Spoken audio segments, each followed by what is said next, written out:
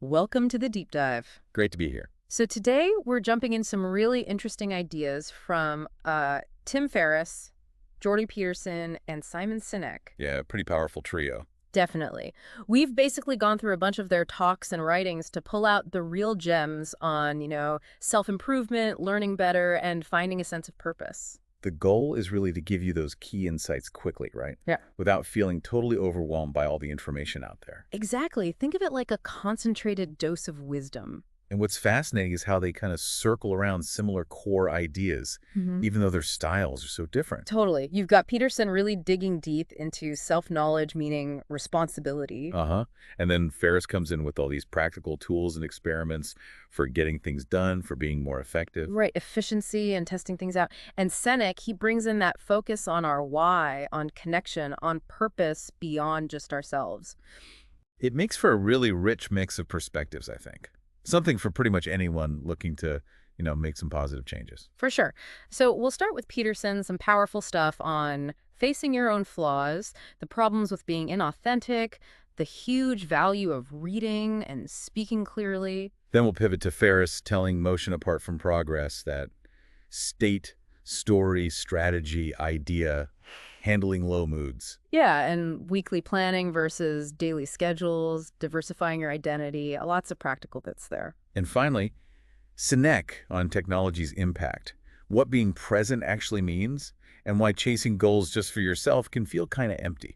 Our mission here is basically to pull out strategies you can actually use no matter what you're working on or interested in. Sounds good. Where should we start Peterson's self-reflection piece? Yeah, let's dive right in there. He has this incredibly pointed question he suggests asking yourself. Oh, the one about fixing something wrong. Exactly. It's not just, what am I doing wrong? It's, what's one thing I'm doing wrong that I know I'm doing wrong? That I could fix. That I would fix. Yeah, that precision is key, isn't it? It really is.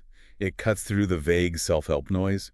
It forces you to identify something specific, acknowledge you know what's wrong, confirm you can change it, and crucially commit that you would actually do it. It's that would fix part that really bites, I think, because we can all list things we could fix. Right. But the would implies genuine intention. And Peterson suggests that the discomfort you feel answering that's probably pointing you exactly where you need to look. It's usually not some huge, complex issue either, is it? Often it's that small, nagging thing. Yeah, like, endlessly scrolling when you should be talking to someone or putting off that awkward phone call. Simple stuff, but stuff you should address. He's really pushing for that direct confrontation, isn't he? Stop the excuses. And he connects this to asking stupid questions, too. Oh, yeah, how asking the obvious thing can just unlock understanding. Exactly. It's about being willing to admit ignorance to overcome it. You ask that basic question, and suddenly things click into place. It's efficient. It takes a bit of courage, though, sometimes. For sure. But he links this whole proactive approach, fixing flaws, asking questions, to avoiding bitterness later on. How so? Well, if you keep doing things you know are wrong, or if you're constantly just saying what you think others want to hear. The inauthenticity trap. Right. You build this life based on, like, a performance. And eventually, that mismatch between who you are and how you act breeds resentment. You feel like you're living someone else's life. Because the validation isn't for you, it's for the mask. Precisely. And Peterson argues that's a major source of that deep-seated bitterness some people carry. It's living a life unlived, in a way. That makes sense. Which kind of leads us into learning from others, right? Both Peterson and Ferriss hit on this. Yeah, but maybe from slightly different angles. Peterson sees reading as this incredible way to download experience. Like his story about reading Colonel Hackworth. Exactly. Even a few pages gave him insights he could use immediately in a tough situation. It's like borrowing wisdom, skipping some of the hard knocks yourself. Someone else already distilled the lesson. Right. And Ferriss talks about learning boosting capability, that mind-bender puzzle idea. Once you get the trick, that type of problem is solved for you permanently. Learning one key thing can just multiply your effectiveness. Definitely. Peterson mentions his deep dive into Shakespeare, too. Which he said was hard work, right? Not casual reading. No, definitely not. He had to really wrestle with the language.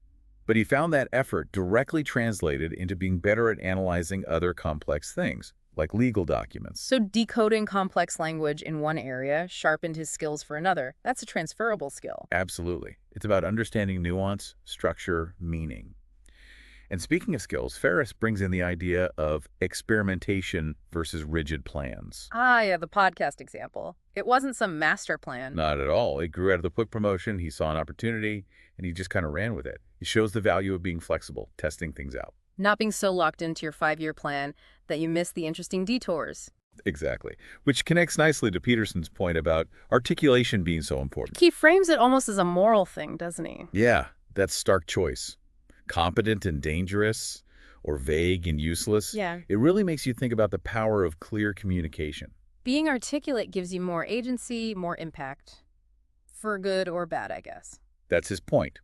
Precision in language is a form of power, and with power comes responsibility. And inevitably, when you're trying to have an impact, you hit obstacles. Yep, Peterson says are just part of the deal. If you're aiming for something worthwhile, expect challenges. He uses that analogy of tidying your room, right, to reduce anxiety. Yeah, the idea that outer order can influence inner calm.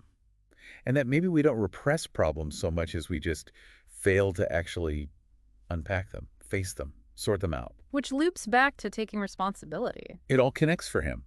Responsibility is the foundation. Avoiding it means choosing maybe a less meaningful life, relying on others. Embracing it gives you purpose. And purpose requires having an aim, an aspiration. He's very clear on that. Life needs a goal, something you're striving for. Otherwise, it lacks meaning. He talks about needing a hierarchy of values, something truly important at the top. That guiding star. Right. And he even suggests that voluntarily taking on a heavy burden, a difficult but meaningful challenge, is actually the path away from bitterness. Instead of resenting hardship, you choose your hardship aligned with your values. Exactly. Life's an all-in game, he says. Make it worthwhile. And part of that involves humility in seeking knowledge. Yeah, approaching questions, honestly wanting the answer. I really would like to know. Admitting I don't know is the starting point. And he believes real answers, real revelations come from asking those genuine questions. It's about sincere curiosity, not just asking to look smart or argue. Okay, so let's shift over to Tim Ferriss now. One of his big things is telling the difference between motion and progress. Ah, yes, the productivity theater. Looking busy versus actually achieving something meaningful. It's so easy to get caught up in just doing stuff, checking email, attending meetings. Yeah. Right, but is it moving you towards your main goals? Ferriss really pushes for identifying those high-leverage activities. The 20% of actions that get you 80% of the results. You need a system for that, though, for prioritizing. Absolutely. Otherwise, the urgent but unimportant tasks always seem to take over. He also has that great heuristic, succeed even if I fail. I like that one. Yeah. Choose projects where you learn something valuable or build a useful skill, even if the main goal doesn't pan out. So there's always a win, some kind of return on the effort. It reduces the fear of failure a bit. Totally. It fits his whole experimental approach. Test things, learn, adapt. Don't get paralyzed by the need for guaranteed success. Now that state, story, strategy framework, can you unpack that a bit? Sure. It's actually quite simple but powerful. The idea is your emotional state, how you feel, physically and mentally, heavily influences the story you tell yourself about a situation. And that story, in turn, dictates the strategy you choose. So if you're feeling down or anxious, Right. you might tell yourself, this is impossible story. And then your strategy might be to procrastinate or give up. Ah, I see. So the leverage point is changing the state first. Often, yes.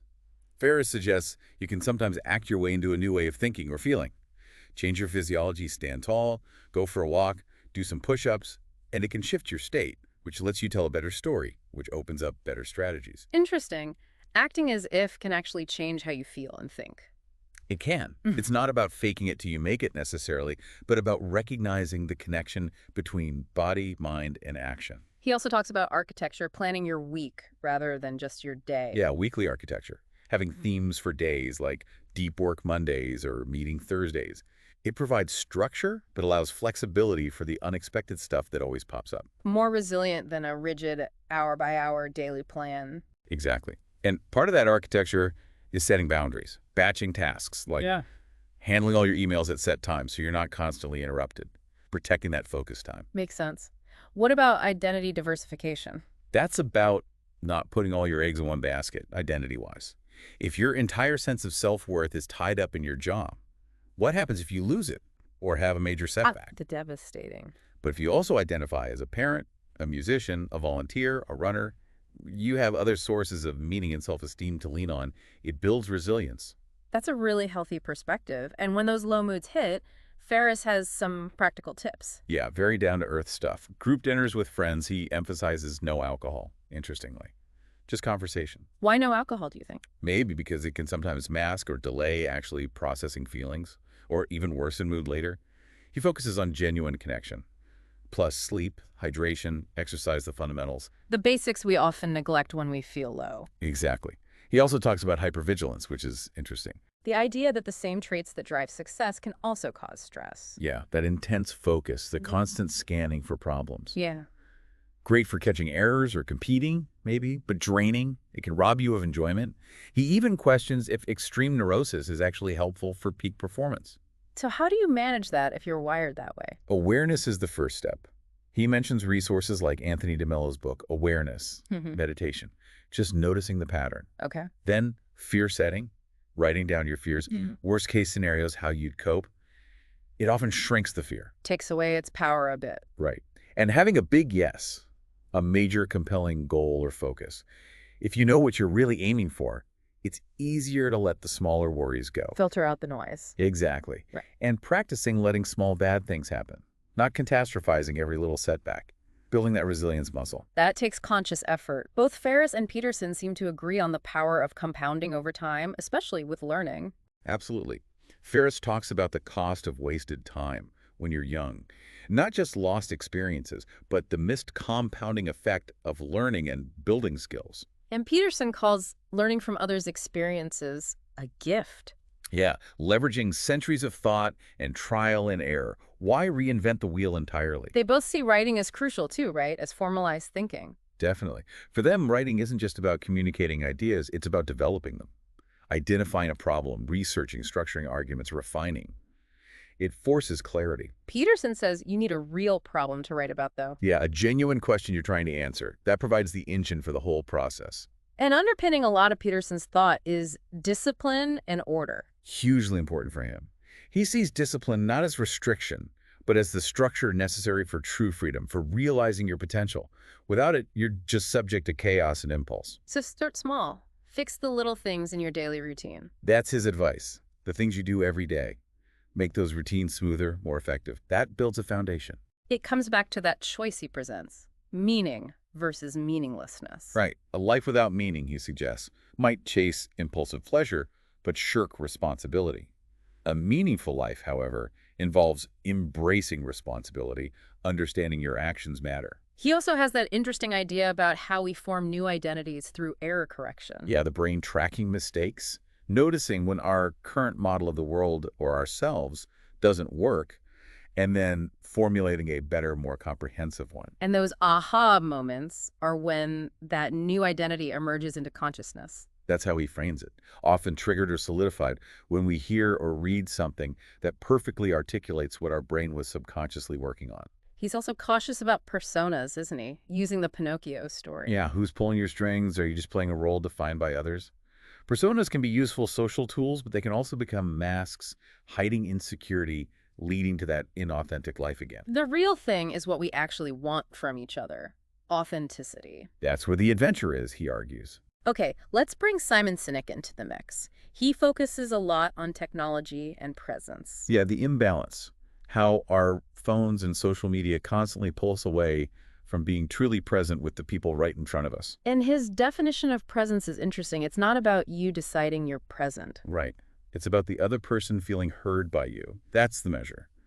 Are they feeling truly listened to, understood? That shifts the focus entirely. It does. And he suggests things like meditation can help train that focus, help us quiet the internal noise so we can be present for others. Sinek also links discomfort to making decisions that aren't aligned with our why. Exactly. When our choices clash with our core values or purpose, we feel it, even if we try to rationalize it away with excuses. We distance ourselves from the impact. Yeah. And he talks about that hollowness some high achievers feel. They hit the big goal, the promotion, the sales target, and feel empty. Why is that? He argues it's often because the achievement was purely selfish. True fulfillment, sustainable fulfillment, comes from service, from contributing to something bigger than just yourself. Achievements for others are infinite, while achievements just for you are finite. That's his distinction. Helping others, contributing to a team or a cause that keeps giving back meaning, just hitting a personal metric. That feeling fades fast. So self-awareness is key again, constantly trying to see our blind spots. It's an ongoing process, Sinek says.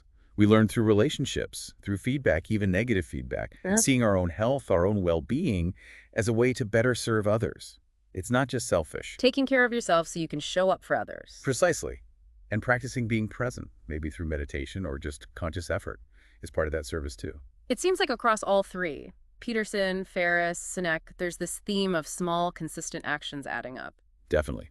Ferriss with his small improvements, Peterson with fixing daily routines, Sinek with practicing presence. And systems thinking comes up too, especially with Ferriss, setting things up to run smoothly. Yeah, automating or streamlining things to free up mental energy for the bigger picture. Ferriss also has that liberating idea about to-do lists, referencing Oliver Berkman. Oh, right. That you'll die with an unfinished to-do list. We all will. So stop stressing about getting everything done. It's impossible. It reframes productivity, doesn't it? It's not about zeroing out the list, but about focusing on what matters, recognizing most things aren't life or death, and distinguishing real progress from just feeling busy. What about competition? Ferriss seems to have a nuanced view. Yeah, it can motivate, but it can also distract you from your own game, your own intrinsic goals. You have to be discerning. Is this opportunity truly aligned, or is it just a shiny object, a temptation to compete? And recognizing the hidden costs of intense competition. Right. The sacrifices often aren't visible from the outside. And that crucial idea Ferriss mentions from the 4-hour work week, filling the void. Ah, yes. It's not just about working less. It's about what you do with the time you free up. If you don't proactively create a fulfilling life outside work. Work just expands to fill the space. Exactly. Nature abhors a vacuum, and so does your work schedule, apparently. You need compelling alternatives. He also values loyalty and integrity over just raw intelligence, right? Yeah, emphasizing the importance of character in long-term relationships and partnerships. And the power of being specific. Life rewards the specific ask. And punishes the vague wish. Yeah. Intentionality matters. Create that surface area for luck by being clear about what you want. Which requires saying no sometimes, setting boundaries. Both Ferriss and Sinek hit on that. Definitely. Ferriss talks about having filters for commitments. Sinek about disconnecting from tech to be present. It's about protecting your focus and energy. And embracing experiments, learning from failure Ferriss's projects as tests. Peterson's make a bad plan and learn from it. Yeah, action, even flawed action, teaches you more than inaction. Ferriss's big yeses help with focus too. Knowing your main thing reduces that hypervigilance, that mental clutter. And just keep going. Consistency compounds. Consistency is a selection mechanism, he says. It weeds people out. Just not stopping is powerful. Making trade-offs, prioritizing long-term. Willingness to sacrifice short-term comfort for bigger goals, using those two-way door decisions for experimentation. Dreaming big, but having concrete steps. Yeah, not just wishful thinking. Grounded action. Focusing on product market fit, early validation. Leveraging your strengths, asking friends for honest feedback. Knowing what you're good at and where you need help or should maybe avoid. Aiming to be a category of one, creating your own niche. Better than fighting in a crowded space sometimes. And keeping perspective, avoiding burnout. Remembering it's a marathon, not always a sprint. Not every day is make or break. And finally, overcoming that self-doubt, realizing others probably feel just as uncertain inside. That asymmetry is common, right? We see our own doubts, but we see others' composed exteriors. Recognize your own capabilities. Curiosity and effort go a long way. Wow, okay. So, wrapping this all up for you, the learner. Quite a journey through these ideas. Yeah, some really actionable takeaways, I think. That need for proactive self-assessment like Peterson hammers home. Living authentically, which all three touch on in different ways. Right. And continuous learning, disciplined action. Peterson and Ferriss are big on that.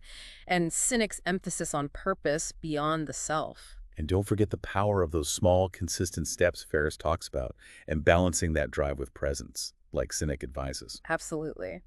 So maybe a final thought for you to chew on. What's one tiny daily routine you could refine? Just one small thing. Or maybe, what's that stupid question you haven't asked yet? Yeah, consider what ripples might spread out just from addressing that one little thing. It could be surprisingly significant. We'd love to hear what resonated most with you from this deep dive. Were there areas you found particularly useful or things you'd like us to explore more next time? Definitely. Your feedback and questions really do shape where we go next. So please, let us know your thoughts.